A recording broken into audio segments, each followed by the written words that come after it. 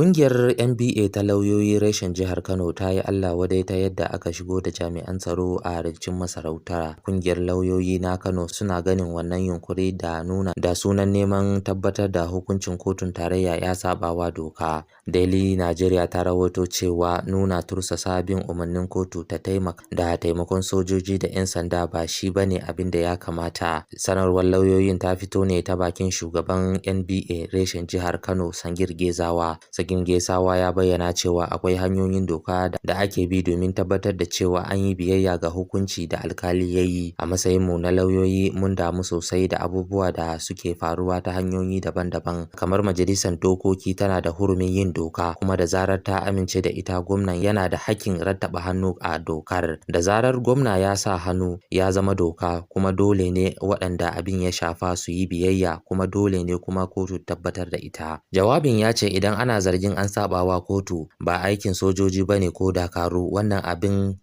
abin turne da ake sa a tuna da mulkin soji. NBA ta ce dokar ta tanadi mataki da ake bi idan an bijirewa kotu, sai an shigar da kara gaban alkali kuma an samu mutum da laifi. A ƙarshe kungiyar lauyoyi na jihar Kano ta ce dole ne a tabbatar da zaman lafiya tare da kira jami'an tsaro da su yi abin da ya dace.